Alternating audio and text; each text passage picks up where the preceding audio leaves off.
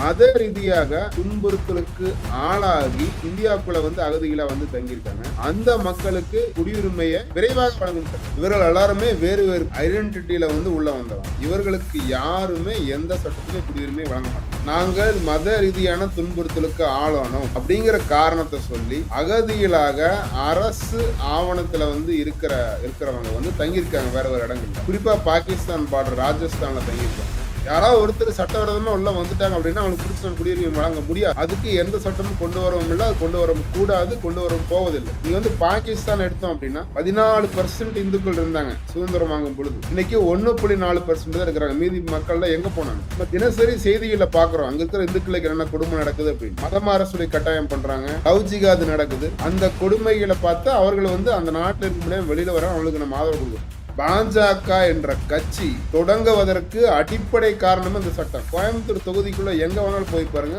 ஒரு உருப்படியான திட்டம் கூட கிடையாது. எந்த இடத்துலயுமே பொன்முடி நேர்மையானவர், பொன்முடியை விட யோகியன் உலகத்திலே கிடையாது, பொன்முடி ஊழலிலே செய்யாதவர், அவர் வருமானத்துக்கு அதிகமாகவோ சட்டத்துக்கு புறம்பாகவோ எந்த காரியமும் செய்யவில்லை அப்படின்னு சர்டிபிகேட் சுப்ரீம் கோர்ட் கொடுக்கல. அவருடைய மகனுக்கே திரும்ப எம்பி சீட்டு வாங்கி கொடுத்து அந்த தொகுதியில திரும்ப கொள்ளையடிச்ச காசுலாம் செலவு பண்ணி அவர் மகனை ஜெயிக்க வச்சு திரும்ப டெல்லிக்கு அனுப்பணும் அப்படிங்கிற ஒரு தகப்பனின் பேராசையை நான் பாக்குறேன். பணம் வாங்கியது அவரே ஒப்புக்கொண்டதா? இந்த வழக்கில் 100% அவர் தண்டிக்கப்படுவது உறுதி.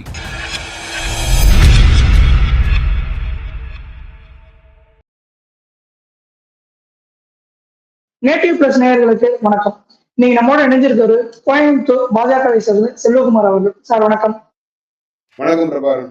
அரசியல் ரொம்பவே சூடு பிடிக்க ஆரம்பிச்சிருச்சு அப்படின்னு நினைக்கிறேன் சார். இந்த மாதிரி நேரத்துல சிஏஏ சட்டம் அமலுக்கு கொண்டு வந்திருக்காங்க சார். இதை எப்படி சார் நீங்க பாக்குறீங்க? இது நீண்ட காலமாக நிலுவையில் இருந்த சட்டம்.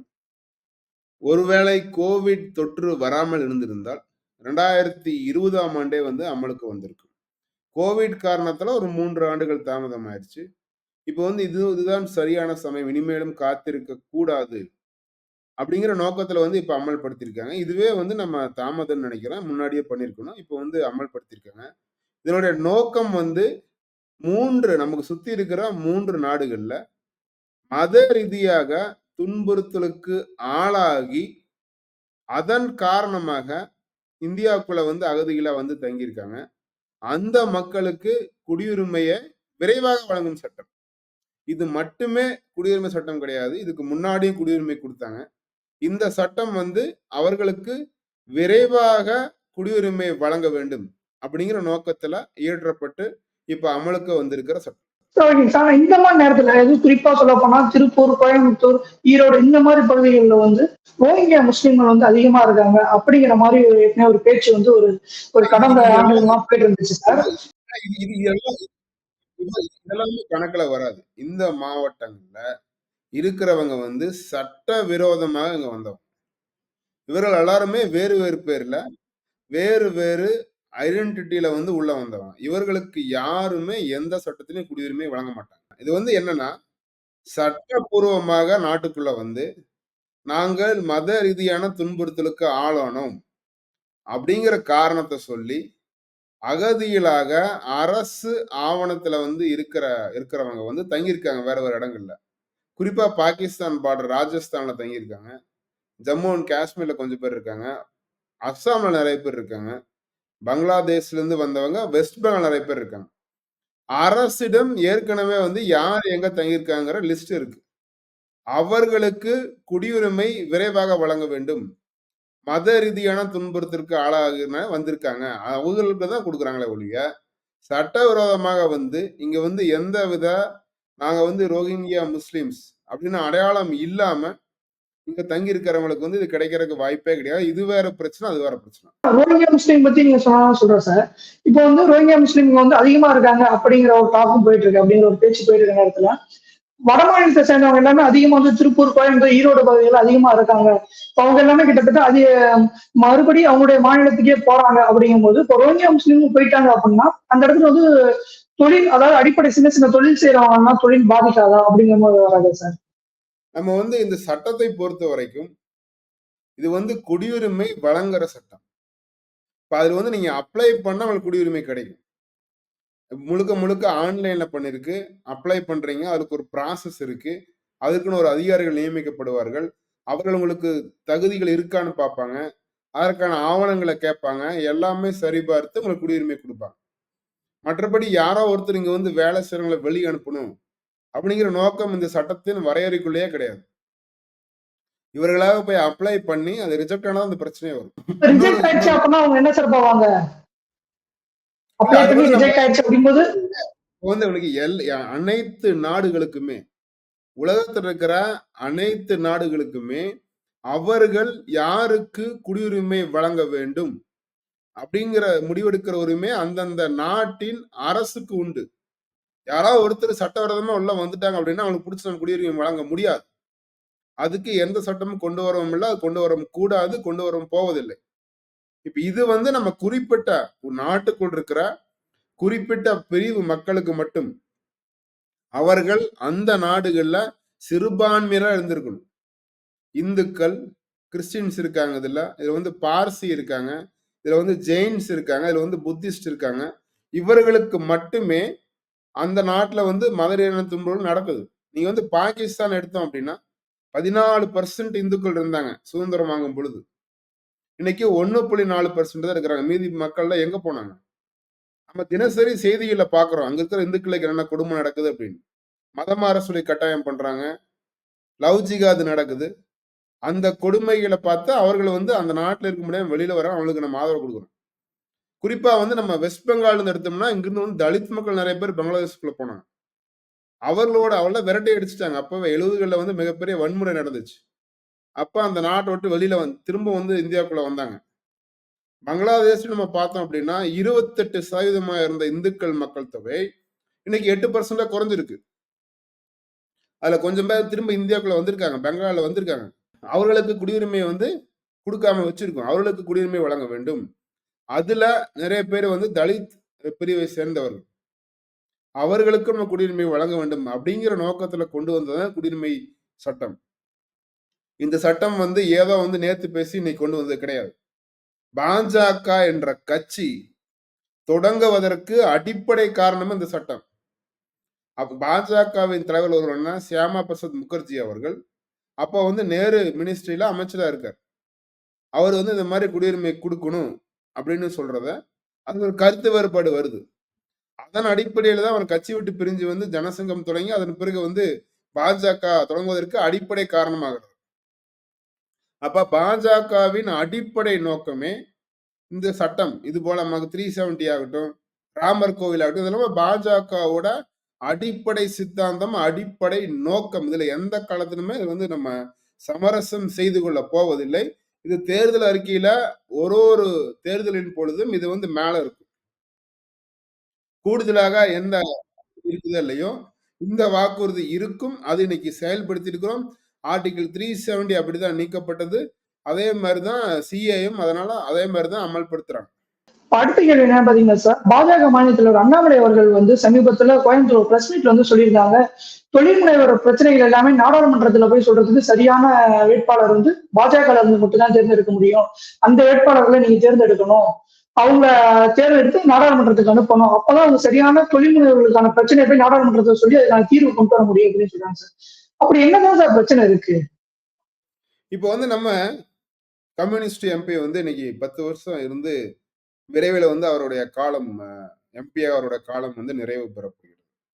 நம்ம வந்து இந்த கடந்த 5 ஆண்டுகள்ல ஒரு சாதனை பண்ண அப்படின்னு ஒரு புக்கு வந்து வெளியிட்டாங்க.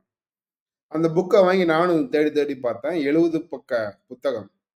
அதுல 74 போட்டோ வந்து போட்டிருந்தாங்க. அதாவது செய்தித்தாள்கள்ல இவர் போட்டோ வந்த செய்திகள் வந்து 74 கட் பண்ணி ஒட்டியிருந்தாங்க. மேலும் வந்து என்னதான் சாதனை பண்ணாருன்னு படிச்சு பார்த்தோம் அப்படின்னா, ஏர்போர்ட் நிலம் எடுப்பதற்கு எதிராக போராட்டம், கிழக்கு புறவழிச்சாலை நிலம் எடுப்பதற்கு எதிராக போராட்டம், எம்எஸ்எம்இ வந்து சிக்கல் இருக்கு, அதுல மத்திய அரசு கோரிக்கை வைத்தோம். அந்த மாதிரி வந்து எல்லாமே வந்து ஒரு போராட்டமா தான் இருக்கு. வெறும் கோரிக்கையா தான் இருக்கு. இதனால் அந்த 5 வருடங்களை மட்டுமல்ல, கடந்த 20 வருடம் பார்த்தோம்னா 2004 இருந்து 2024 வரைக்கும் கடந்த 20 ஆண்டுகள்ல 3 முறை கம்யூனிஸ்ட் எம்பி ஜெயிச்சு போயிருக்காங்க. நீங்க கோயம்புத்தூர் தொகுதிக்குள்ள எங்க வேணாலும் போய் பாருங்க. ஒரு உருப்படியான திட்டம் கூட கிடையாது. நமக்கு என்ன தேவை? கோவைக்கு என்ன தேவைன்னு பார்த்தோம்னா, ஒரு தொலைநோக்கு பார்வை வேண்டும். இந்த நகரத்தை அடுத்த கட்டத்திற்கு எடுத்து செல்வதற்கு என்ன தேவை? இந்த நகரத்துக்கு தேவையான உள்கட்டமைப்புகள் என்னென்ன? எந்த இடத்துல ஃப்ளைஓவர் போடணும்? குடிநீர் விநியோகம் எப்படி இருக்கணும்? மழைநீர் சேமிப்பு எப்படி இருக்கணும்? இங்க இருக்கிற நொய்யல் ஆற்றை வந்து எப்படி சுத்தப்படுத்தணும்? அதுக்கான திட்டங்கள் என்ன? சிறு குறு தொழில்களுக்கு தேவையான அரசின் ஆதரவு என்ன? குறிப்பாக மத்திய அரசு என்ன செய்ய வேண்டும்? அப்படிங்கிற யோசிச்சு செயல்படுத்தக்கூடிய ஒரு தலைவர் கோவைக்கு தேவை. அப்படி ஒருத்தர் இருந்தால் மட்டுமே கோவையின் வளர்ச்சியை அடுத்த கட்டத்துக்கு எடுத்துட்டு போகணும். அப்படி செய்யாம விட்டால் கோவை ஒரு ரியல் எஸ்டேட் பிசினஸா மாறி போயிடும். இப்ப வந்து உற்பத்தி என்பது குறைந்து ரியல் எஸ்டேட் பிசினஸ் தான் அதிகமா நடக்குது. அதை மாற்றி திரும்ப உற்பத்தி கொண்டு வர வேண்டும். இப்ப நமக்கு வந்து கோவையோட முக்கியமான பிரச்சனை பார்த்தோம்னா தொழிலாளர்கள். இங்க வேலைக்கு ஆள் கிடைக்கிறது இல்ல. வட மாநிலத்துல இருந்தா வேலைக்கு வந்து ஆட்கள் வர்றாங்க. அப்ப நம்ம வந்து அடுத்த கட்டத்துக்கு போக வேண்டிய கட்டாயத்தில் இருக்கோம். நம்ம வந்து அறிவு சார்ந்த தொழில்களை பண்ண வேண்டும். இங்க இருக்கிறவங்களுக்கு வேலை கொடுக்கணும் அப்படின்னா நீங்க வந்து ஒரு ஐடி கம்பெனிஸ் நிறைய கொண்டு வரலாம். ஒரு ரிசர்ச் அண்ட் டெவலப்மெண்ட் நிறைய கொண்டு வரலாம். ரொபோட்டிக்ஸ் வச்சு பயன்படுத்தி பண்ற தொழில் நிறைய கொண்டு வரலாம். அதுக்கு வந்து பெரிய சாலை வசதி வேணும். அதற்கு வந்து சரியான முதலீடு இருக்கக்கூடிய ஒரு சூழ்நிலை வேண்டும். ஏர்போர்ட் வேண்டும். இதெல்லாம் வந்து நம்ம பிஜேபி தான் பண்ண முடியும் நம்ம சொல்றோம். பொன்முடி அவர்கள் வந்து மறுபடியும் வந்து எம்எல்ஏ பதவியை வந்து பதவியேற்றுக்கலாம் அப்படிங்கிற மாதிரி இருந்துச்சு. ஆனா அது இப்போ வந்து கவர்னர் இன்னைக்கு டெல்லிக்கு போயிட்டாரு, அதனால பதவியேற்றுக்க முடியல. இதை நீங்க எப்படி சார் பாக்குறீங்க? வந்து நேத்து தான் அந்த உத்தரவு வந்துச்சுன்னு நினைக்கிறேன். நாளைக்கே வந்து மினிஸ்டர் ஆக்கணும் அப்படிங்கிற வந்து அவசியம் என்ன? அவ்வளவு அவசரம் என்ன? இவர் இல்லாட்டி என்ன அந்த அரசு இயந்திரம் ஸ்தம்பித்து போயிருக்கிறதா? மினிஸ்டர் கிட்ட ஒப்படைச்சாச்சு துறைய. அவர் பாட்டுக்கு வேலை அவ்வளவு அவசரம் என்ன? ஆளுநருக்கு ஏற்கனவே திட்டமிட்டபடி அவர் ஸ்கெடியூல் இருக்கு. அவர் வந்து போயிட்டு பயண திட்டப்படி அவர் போறாரு. திரும்ப வரட்டுமே. இது வந்து இவருடைய அவசரத்தை காட்டுகிறது. ஒரு நாள் கூட வந்து பதவி இல்லாம இருக்க முடியாது அப்படிங்கிற அந்த அவசரத்துடைய காரணம் என்னவா இருக்கும்னு நீங்க நினைக்கிறீங்க சார்? எப்படியாவது தேர்தலுக்குள்ள வந்து திரும்ப வந்து அவர் அமைச்சரா போட்டு அவருடைய மகனுக்கே திரும்ப வந்து எம்பி சீட்டு வாங்கி கொடுத்து அந்த தொகுதியில வந்து திரும்ப வந்து கொள்ளையடிச்ச காசையெல்லாம் செலவு பண்ணி அவர் மகனை ஜெயிக்க வச்சு திரும்ப வந்து டெல்லிக்கு அனுப்பணும் அப்படிங்கிற ஒரு தகப்பனின் ஆசை, ஒரு தகப்பனின் பேராசையை தான் நான் பாக்குறேன். மற்றபடி இவர் வந்து இன்னைக்கே அமைச்சராகிறதுனால தமிழ்நாட்டுக்கு நாளைக்கு வந்து உயர்கல்வித்துறையில மிகப்பெரிய மாற்றம் எதுவும் வரப்போறது கிடையாது. இது மக்கள் நலன் சார்ந்தது கிடையாது. தன்னுடைய மகன் நலம் சார்ந்ததுனால அவர் அவசரப்படுறார். இப்ப இதுல வந்து நம்ம பார்த்தோம் அப்படின்னா இந்த வழக்கை பொறுத்தவரை உச்சநீதிமன்றம் இவருக்கு கொடுக்கப்பட்ட தண்டனை வந்து நிறுத்தி வச்சிருக்காங்க. எந்த இடத்துலயுமே பொன்முடி நேர்மையானவர், பொன்முடியை விட யோகியன் உலகத்திலே கிடையாது, பொன்முடி ஊழலே செய்யாதவர், அவர் வருமானத்துக்கு அதிகமாகவோ சட்டத்துக்கு புறம்பாகவோ எந்த காரியமும் செய்யவில்லை அப்படின்னு சர்டிபிகேட்டு சுப்ரீம் கோர்ட் கொடுக்கல. இந்த சட்டத்தை நிறுத்தி வச்சிருக்காங்க. இதுல கவனிக்க வேண்டிய விஷயம் என்ன அப்படின்னா இது வந்து மத்திய அரசு போட்ட வழக்கு கிடையாது. தமிழகத்துல டிவிஎஸ்சி நடத்துறாங்க, ஊழல் ஒழிப்புத்துறை நடத்துறாங்க. அதுல வந்து ஒரு தீர்ப்பு வருது. அந்த தீர்ப்புக்கு அப்பீல் வந்து அந்த தீர்ப்பு ஆக்சுவலா அந்த வழக்கு க்ளோஸ் பண்ணிட்டாங்க. க்ளோஸ் பண்ண வழக்க திரும்ப ஓபன் பண்ணி ஜட்ஜ்மெண்ட் தராங்க. சுவமோட்டோ மோட்ல ஓபன் பண்ணி ஜட்ஜ்மெண்ட் தராங்க. அந்த ஜட்ஜ்மெண்ட் வந்து இப்ப வந்து திரும்ப டெல்லிக்கு போயிருக்கு. இது தவிர இவர் மேல பல கேஸ் இருக்கு. இது வந்து ஒரு கேஸ் தான். இன்னும் 2-3 கேஸ் இதே அமைச்சர் மேல இருக்கு. இப்ப டெல்லிக்கு போய் தண்டனை நிறுத்தி வச்சிருக்காங்களே ஒழிய இவர் வந்து குற்றம் மற்றவர் அப்படின்னு யாரும் சர்டிபிகேட் தரல. நமக்கு எங்க சந்தேகம் வருது அப்படின்னா தமிழக அரசின் சார்பில் இவரை வந்து குற்றவாளி தான் என்று நிரூபணம் செய்வதற்கு என்ன வாதங்கள் வைத்தார்கள்? அங்க வந்து தமிழக அரசு ஒரு பக்கமும் பொன்முடி ஒரு பக்கம் வாதாடுறாங்க. தமிழக அரசு என்ன வாதங்கள் வைத்தது அப்படின்னு நம்ம பார்க்க வேண்டிய கட்டத்தில் இருக்கோம். இது வந்து அவருக்கு சாதகமான அமைஞ்ச தீர்ப்பாக பார்க்க முடியாது சார். இவருக்கு வந்து ஒரு தற்காலிகமாக அவருக்கு ஒரு கிடைத்த மிகச்சிறிய வெற்றின்னு பாக்குறேன். இன்னும் பல வழக்குகள் இருக்கு. இதுல வந்து ஒரு வேளை அவர் தப்பித்து விட்டாலும் மற்ற வழக்குகளில் அவர் நிச்சயமாக அவர் மேல் உள்ள ஊழல் குற்றச்சாட்டு நிரூபணம் செய்யப்பட்டு அதற்காக இவர் சிறை செல்வது உறுதி. இவர் வந்து அதுல தப்பிக்கிறதுக்கு வாய்ப்பே கிடையாது. இன்னும் 2, 3 கேஸ்லாம் இருக்கு. அதனால வந்து இது வந்து பெருசா கொண்டாடுறதுக்கு ஒண்ணும் கிடையாது. தற்காலிகமாக ஒரு சின்ன ஒரு 1% 2% அவருக்கு வெற்றி தான் அப்படின்னு வெற்றியா தான் நம்ம பார்க்கிறோம். சரி, ஓகேங்க சார். பொன்முடி வழக்கு இந்த அளவுக்கு போயிட்டு இருக்கு, ஓகே. ஆனா செந்தில் பாலாஜி வழக்கு வந்து அடுத்து ஒரு 3 மாதத்துக்குள்ள முடிக்கணும் அப்படின்னு சொல்லி கிட்டத்தட்ட ஒரு 1 வாரத்துக்கு முன்னாடி தீர்ப்பு ஒண்ணு வந்துருக்கு சார். அதை நீங்க எப்படி சார் பாக்குறீங்க? 3 வாரம்ன்னு சொன்ன மாரி தெரியல. எனக்கு தெரிஞ்சு 3 மாதங்கள் வந்து நீதிபதி சொன்னதா தான் எனக்கு ஞாபகம். செந்தில் பாலாஜி வழக்கு வந்து அவரு ஜாமீன் வெளியில போகணும் அப்படின்னு கேட்கிறப்போ வந்து, நீதிபதி என்ன சொல்றாருன்னா, நீங்க வந்து இவ்வளவு நாள் உள்ள இருந்துட்டீங்க. 3 மாதத்துக்குள்ள வந்து விசாரணை முடிக்க சொல்லி உத்தரவு போடுறேன் அப்படின்னு உத்தரவு போட்டிருக்காரு. அந்த வழக்கை பொறுத்தவரை பணம் வாங்கியது உண்மை அப்படின்னு அமைச்சர் தரப்பே ஏத்துக்கிறாங்க. நாங்க வந்து வேலைக்கு வேலைக்கு பணம் வாங்கினோம். வேலை தர முடியாமல் போனதால் பணத்தை திருப்பி கொடுத்து விட்டோம். அதனால் வழக்க வாபஸ் வாங்கிக்கிறங்கிறது அவங்களோட அவங்களோட மனுவே. அப்படி இருக்கும் சூழ்நிலை பணம் வாங்கியதை அவரே ஒப்புக்கொண்டதால் இந்த வழக்கில் 100க்கு 100% அவர் தண்டிக்கப்படுவது உறுதி. இவங்களே சாட்சியம் கொடுத்திருக்காங்க. பணம் வாங்கணும் திருப்பி கொடுத்துட்டோம் அப்படின்னு. பணம் வாங்குனது தப்பு தானே. வாங்குனதுக்கு அப்புறம் நீங்க வேலை கொடுத்தீங்களா, திருப்பி கொடுத்தீங்களா அப்படிங்கிறது கேள்வி கிடையாது. வேலை தருகிறேன் என்று சொல்லி பணம் வாங்கியதே தவறு. அதற்காகத்தான் கைது செய்யப்பட்டிருக்கிறார். அந்த கைது தொடரும். அவர் வெளியில் வருவதற்கான எந்த வாய்ப்புமே கிடையாது. ஓகேங்க சார். உங்களோட நேரத்தை ஒதுக்கி எங்களுக்காக கொடுத்துறீங்க. ரொம்பவே நன்றிங்க சார். நன்றி.